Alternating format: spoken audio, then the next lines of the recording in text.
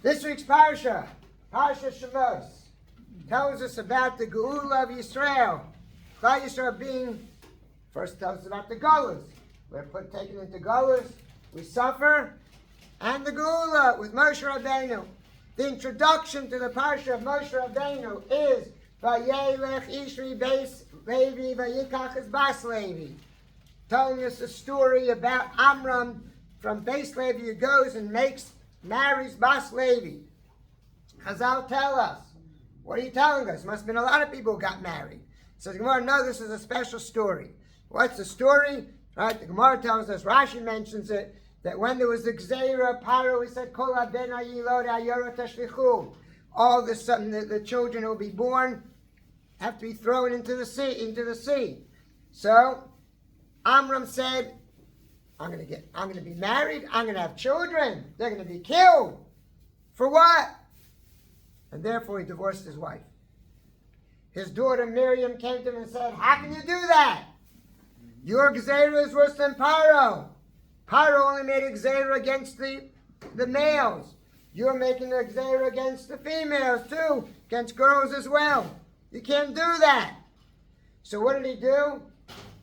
He said he made a chasana and married Yocheved. And there was at this time a big nace that she was old and she turned young again, right? And tells us the story about that Aaron and Miriam are dancing at the chasana. They're making a big spiel of it. Perhaps, by the way, and that's what Gemara says, because he was the Gadol Hador. So what he did, everybody's going to follow. So he made a big wedding. So everybody should know, we make a wedding. And then they have Moshe Rabbeinu. But the Gemara in Sota says that Yocheved was already pregnant with Moshe before they were divorced. So what's the purpose of the whole story? What do I need the whole story for? Who cares? She's already pregnant with Moshe Rabbeinu. So the goal is here already. The story, you would think, he's doing all this because this is the precursor to having, to conceiving and having the Goel, the one who's redeemed the Jewish people. But he was there already. Perhaps the Torah is teaching us a very, very, very important lesson in life. Klal Yisrael has to be redeemed. You need a Yeshua. HaKadosh Baruch Hu will bring a Yeshua.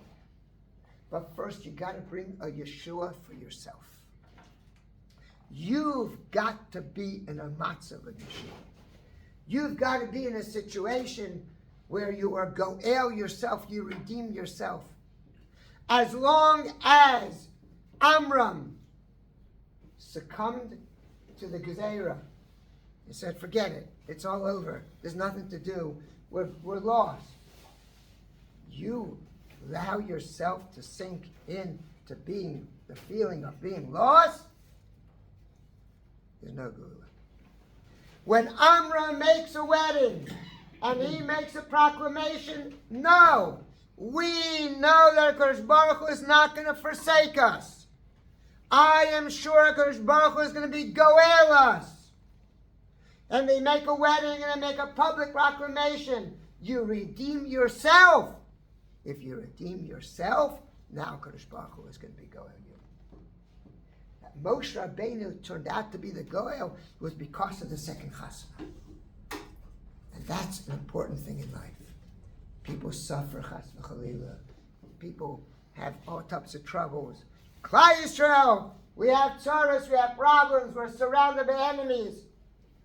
If we are goel ourselves, we have that emunah on HaKadosh Baruch Hu, nothing is going to get us down. We know Hashem is going to be here to help us. We know that Hashem is here and HaKadosh Baruch Hu's hand is goel. Then HaKadosh Baruch Hu comes in and is goel. And maybe that's the reason that one of the Ani Mamins that the Rambam says that if a person doesn't have this, he's not a member of Klal Yisrael. And one of the Ani Mamins is that Bias HaMashiach, that you have to believe in Bias HaMashiach. Because if you believe in Bias HaMashiach, you're goel yourself. Then you know there's a Geula. You're living Geula. Mashiach is here. That happens when we will strengthen ourselves in our own personal Geula. Kodesh Baruch Hu will bless us with the Geula Klalit